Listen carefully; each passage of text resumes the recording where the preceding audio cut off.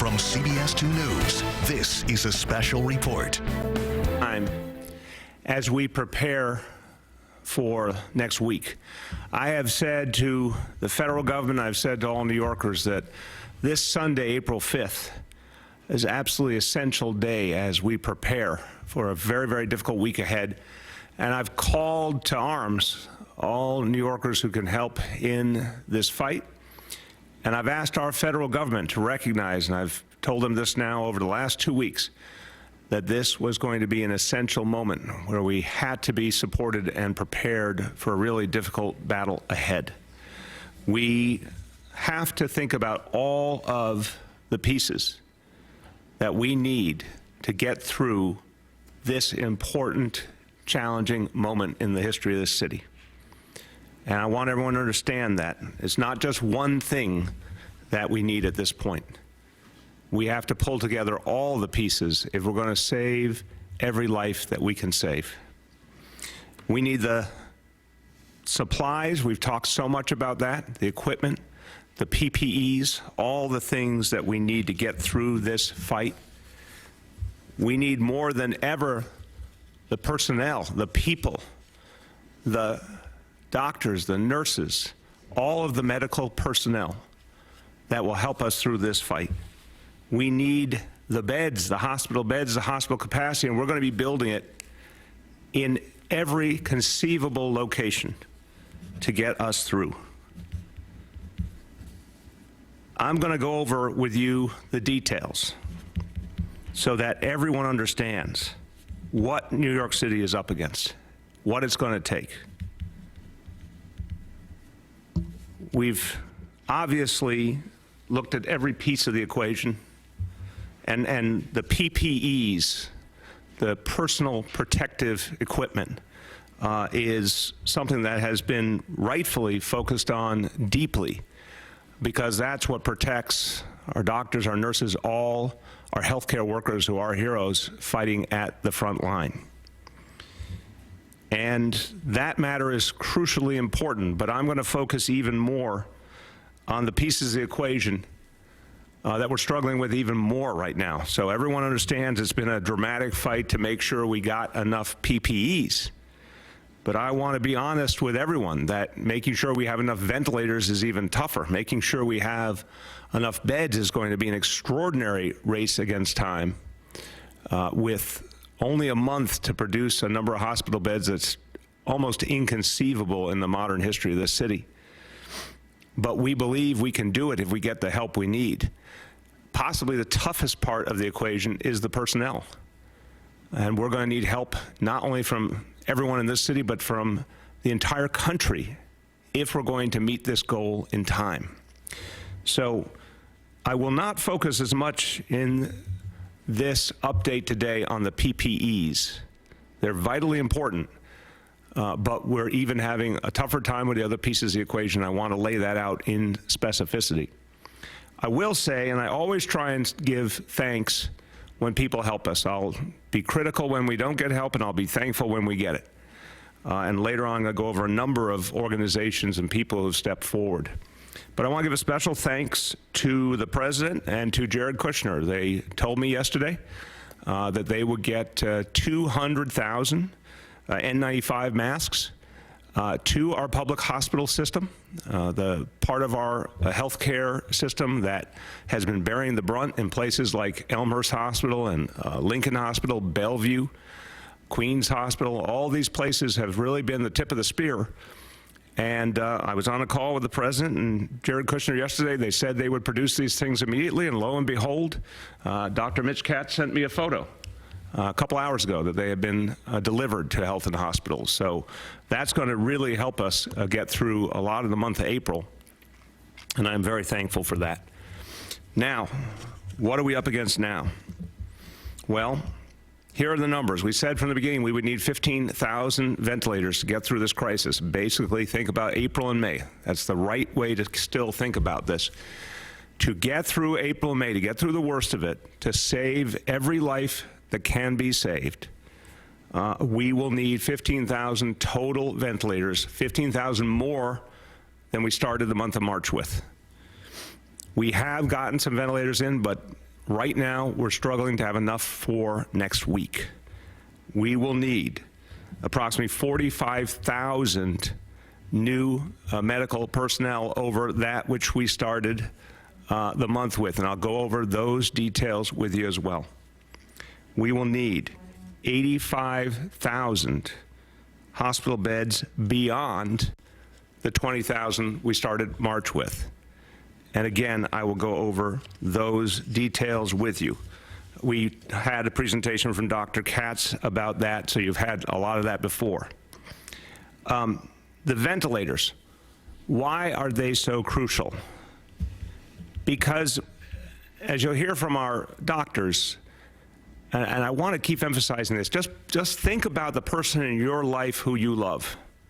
Could be a grandparent, an aunt and uncle, a mother, a father, a brother, a sister. Think about that person, a spouse, that person who needs that ventilator right then to live.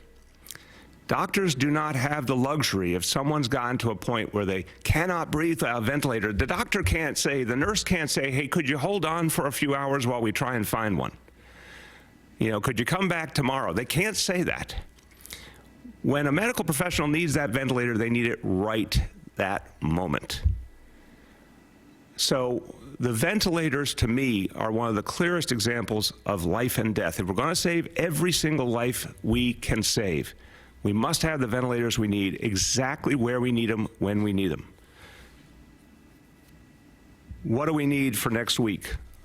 A minimum of 2,500 to 3,000 ventilators. Now, we will update these numbers every single day, and let us all pray that we start to see better news and we start to need less than projected. But we have to plan on the very toughest assumptions. 2,500 to 3,000 ventilators more than what we have right now. That is a part of that overall 15,000 I mentioned. Now, you'll ask the obvious question, where could we get them? Well, the federal government is the single most important source. We have only an approximation, and let me hasten to say the federal government has to cover the needs of the entire nation. I do understand that. I've had this conversation with the president, the FEMA administrator, the military leadership. I understand the entire nation has to be served, but I also understand we are the epicenter of this crisis. Still about a quarter of the cases in this entire country are right here in New York City. And we are the tip of the spear, and everyone I talk to in Washington acknowledges it. We're about to hit a huge surge in these coming days. They all know it. There's not a single leader in Washington, whether in healthcare, FEMA, military, White House, no one denies that we are bearing the brunt and it's going to hit in the next few days. So when I talk about the 10,000 ventilators in the federal stockpile, it stands to reason that they should go where the need is greatest in our nation, and right now that's here. And the second we don't need them, we will happily work to move them to any other part of the country that does. The New York State stockpile, the best of our information at this point, there's about 2,000 left in that stockpile. Again, I understand the state has to think about every part of this state, but we are overwhelmingly the place in the state where the problem is greatest. So those are two places to turn. Now, where else can we think about? Well, today there was something really positive that happened, and that was that the governors of both New York and New Jersey took a crucial step, and that was to order private companies to release any stockpile they have of crucially needed supplies. Ventilators, obviously, PPEs. We're waiting for all the details, but I want to be crystal clear. This is exactly the kind of thing we need. In fact, I would urge every state in the union to exercise the same approach. Any private medical facilities, doctors, any industries, construction, manufacturing, any place that's holding back personal protective equipment or ventilators at a moment of profound crisis We have to be clear. This is a wartime dynamic. People's lives are at stake. There is no reason in the world to hold back that equipment. If that equipment is meant for someone who's fighting at the front line, someone who's one of our healthcare workers, our first responders, that's one thing. If it's part of fighting COVID-19, that's great. But we know for a fact there's still a lot of equipment, a lot of supplies that have not been applied to this struggle. They are sitting in offices and warehouses, and that's unacceptable. So I commend both states for taking action, and we will act in tandem with this effort. I am authorizing the NYPD, the Fire Department of New York City, the Sheriff's Office of New York City, to immediately support the efforts to acquire these supplies from these private sources. I am certain many companies will comply with the new order readily. In that case, we want our law enforcement agencies to help make sure that the deliveries are done promptly and that they are secure. We all know how valuable these supplies are. We want them to be secured.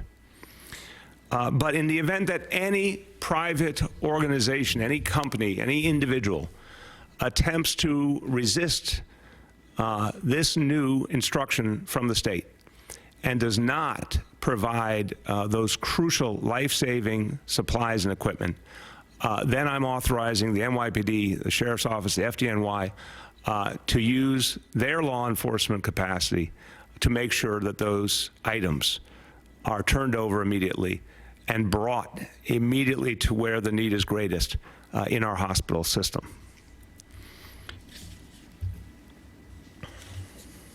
Now, another part of this equation, and this one's tough because it's never been done before. We don't have any companies in New York City that make ventilators. It just doesn't exist. But I have asked our Economic Development Corporation to attempt rapidly to answer this call with some form of local production. They have developed a plan. We will have more to say on that in the next few days as soon as the details are perfected. But this is an important part of the equation. It has never been done, but we have to see if there's any viable way to produce ventilators locally that could help us achieve this goal. Finally, the alternative devices. These devices, and the doctors will talk about this later. Dr. Katz has given me a tutorial on this. They do help, for sure. They can help in several ways as part of a variety of tools we use to save lives. They are not the same as a ventilator per se, but they are still a very valuable piece of the equation. We've secured 1,780 of these devices. We believe there's about 3,000 in New York State Reserve, and we're going to certainly work with the state to maximize the use of these items as we get ready for this very difficult week ahead. Let me now talk to you about our heroes, our healthcare workers. Our healthcare workers, I think this is their toughest hour, but it's also their finest hour. They have been going through so much the last few weeks. They've been extraordinarily valiant. We've got to make sure we protect them. We've got to give them the equipment they need to do their jobs. But we also need to give them a lot more reinforcement. Look, think about it. These folks have been working night and day through very tough conditions, seeing a lot of painful realities. A lot of them have not gotten any break at all, and they've watched as a lot of their colleagues have gotten sick and had to go offline. That just put more pressure on so many of the healthcare workers. They had to do even more work. We need to bring in additional personnel rapidly to relieve them, to support them, to rotate, give them a chance to get a break, but also because the need is just exploding in terms of the COVID cases. So where did we start? Well, at the beginning of March, we had about 125,000 citywide clinical staff, all our hospitals combined. And just for all of us who are not doctors, and I'm constantly asking these questions so I can understand better and I can explain them to the people of the city. Clinical staff, here's the broad definition: doctors, nurses, respiratory therapists, pharmacists, dietitians, for the purpose of dealing with COVID. That's the core group of professions we're talking about. So, again, at the beginning of March, about 125,000 folks in our hospitals, all our hospitals, public, private, every kind, from those categories of professionals. About 20,000 of them, within that a larger group, about 20,000 worked in our public hospitals at health and hospitals.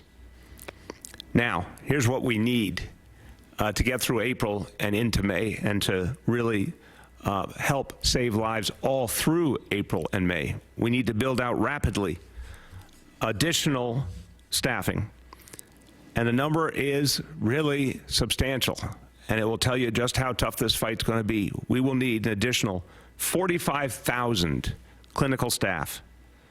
That means about 7,500 who will be in our traditional hospital buildings, and another 37,500 who will be staffing all the non-traditional hospitals that are being created. You see already places like the Javits Center, the Billie Jean King Tennis Center. We're going to be in the Brooklyn Cruise Terminal. We're going to be in hotels all over the city, whole hotels converted to hospitals. All of this is going to take staffing. Now, some need a lot of intensive staffing, like, of course, intensive care units. But others, the hotels in particular, given the patients they'll be handling, can get a lot done with less staffing. And there's a phrase I've been hearing these last days that all New Yorkers need to understand is crisis staffing, crisis protocols, that we're going to be staffing these medical facilities not in the ideal way, not in the way we all wish we could, but in the way that makes sense in battle, when we have to make smart choices and smart compromises to be able to save the most lives and serve the most people. We're asking our medical personnel right now, they don't have the ideal in terms of the kind of numbers of personnel they deserve. They don't have all the equipment they deserve. They don't have all the PPEs they deserve.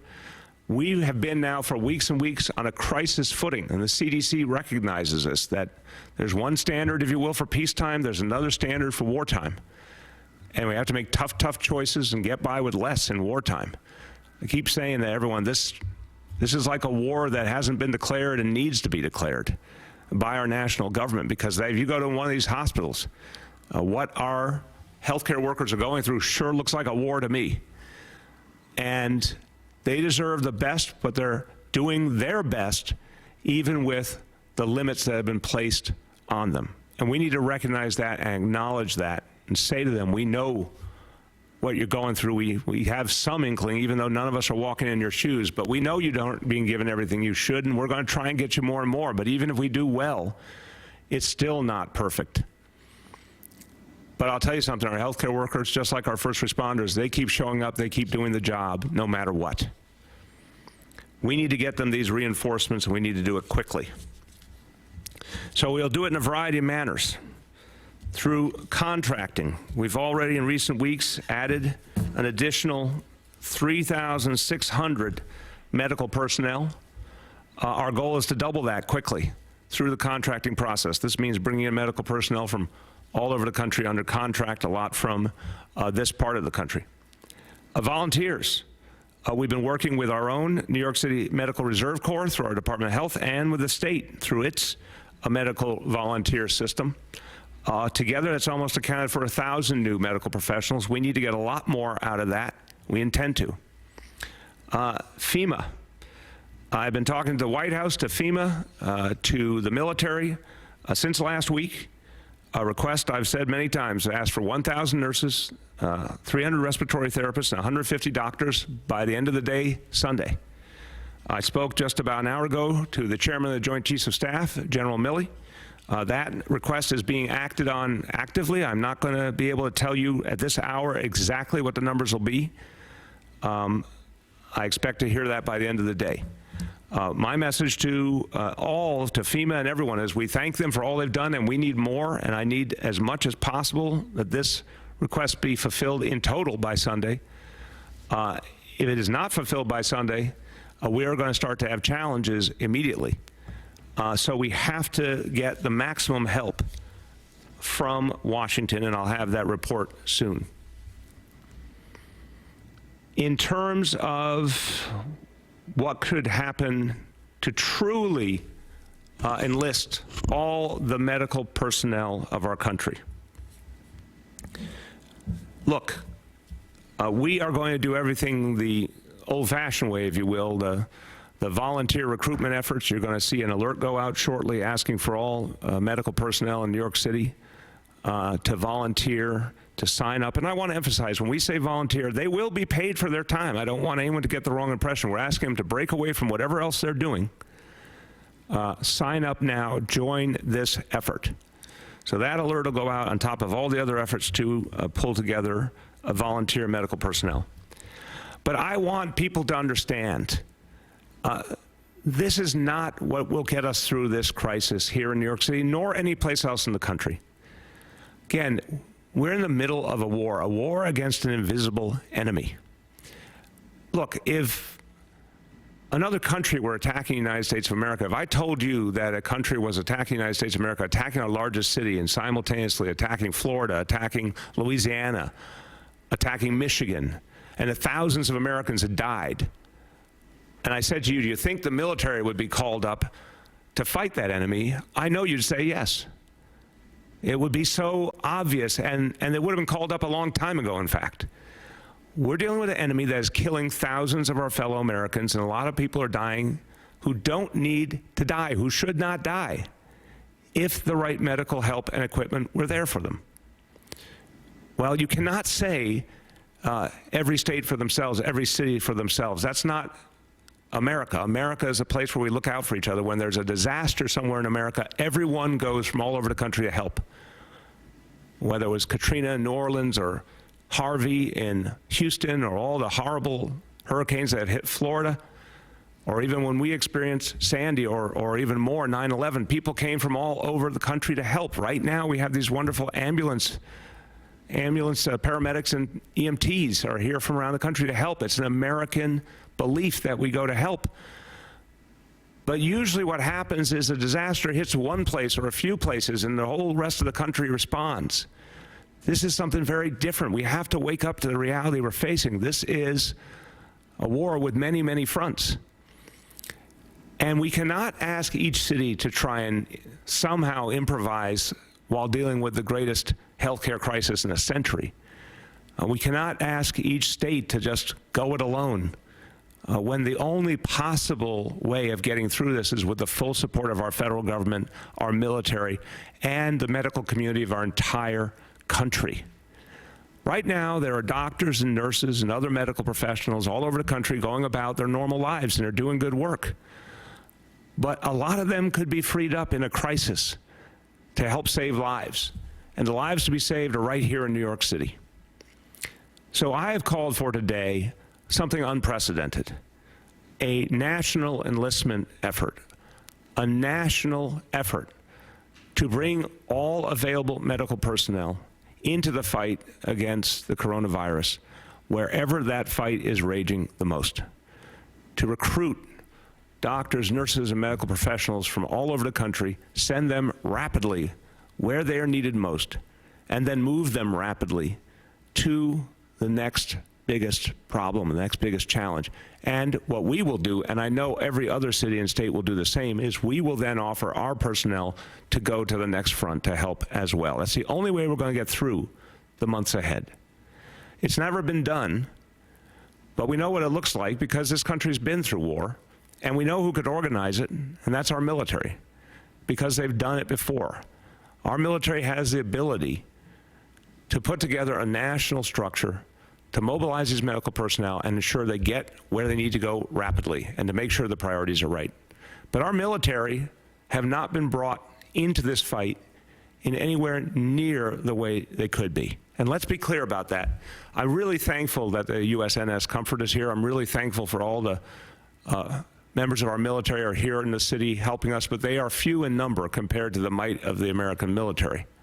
When you think about our standing military, our reserves, right now there's a very small presence in New York City. It should be a huge presence. Right now, the tens of thousands of medical personnel who are part of our military and our reserves, they have not been called up to action across the board. It's time for the commander-in-chief to give the order. If we're fighting a war, let's act like we're fighting a war. Right now, there's a peacetime approach in Washington, and that won't cut it. So I'm urging the president to do something that no president has had to do in our modern history, to create an enlistment effort for our medical personnel, civilians all over the country, and to ensure that our military medical personnel are not left on their bases but are brought to the front. That's what our military does. That's what they believe in, going where they can save the most American lives. Well, we need them now.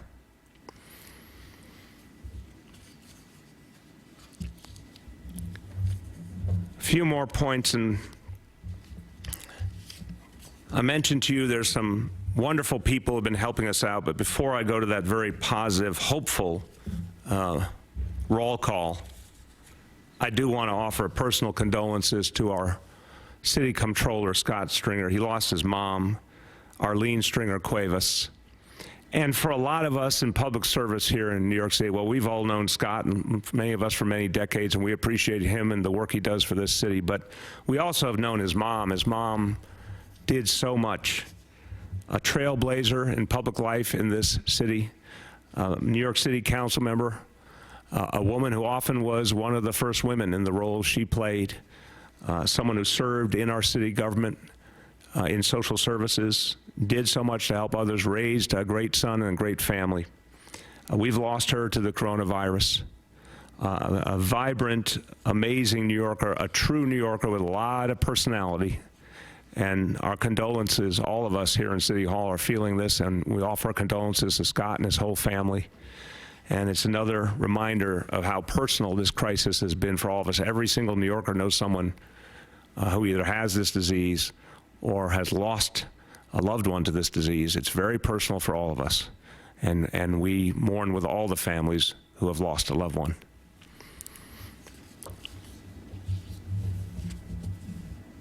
I told you that, again, in the midst of the challenge, we keep being inspired by the generosity and the good works of so many people. This gives you a lot of hope.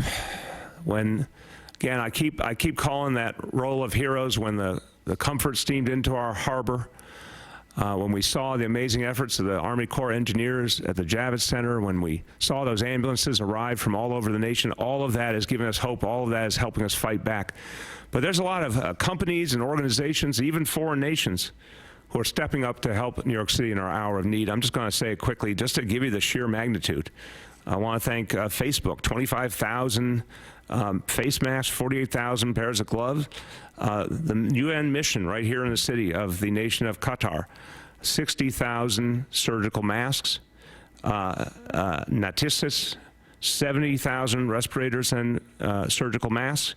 The Met, 33,000 gloves, great New York City institution. The municipality of Shanghai, and obviously China has gone through so much, now they're helping us, 20,000 surgical masks. Right here from New York City, New York Roadrunners, that sponsors our wonderful marathon, 20,000 pairs of gloves. Rudin Management, 10,000 pairs of gloves. 1 million masks.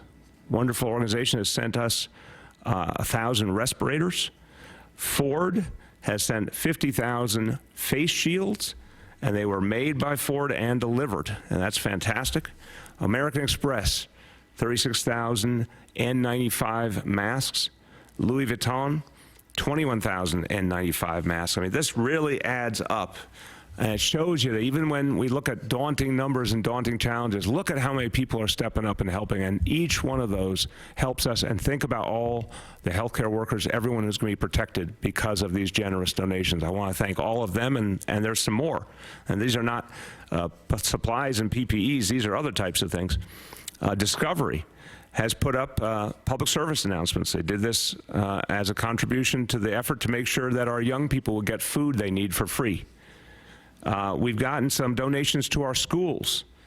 Rihanna, her Clara Lionel Foundation, has helped our public schools and our kids in their hour of need. Goldman Sachs, the same. Uber has provided $750,000 in free rides to healthcare workers and first responders.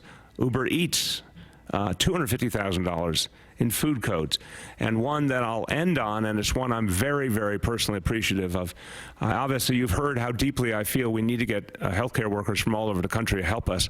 And I think our military are going to play, I hope, a very crucial role. But you know what? It's also great to see civilian airlines stepping up. So thank you, a profound thanks to JetBlue, which is our hometown airline here in New York City, based here. But thanks to JetBlue, thanks to United, they're providing flights for free to medical workers who volunteered to come here and serve. And that really, really helps us out. So all of that, even against this tough, tough backdrop, all of that is good news.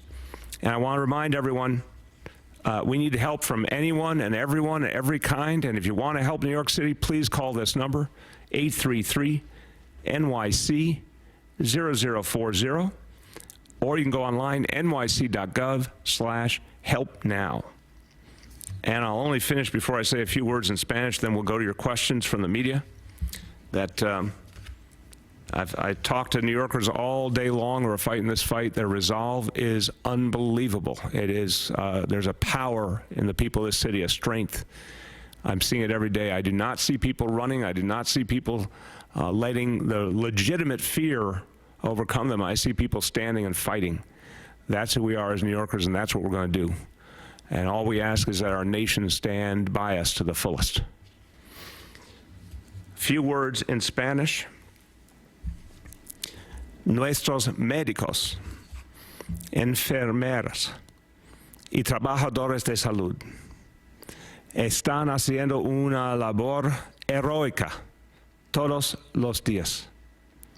Necesitamos más de ellos en primera línea.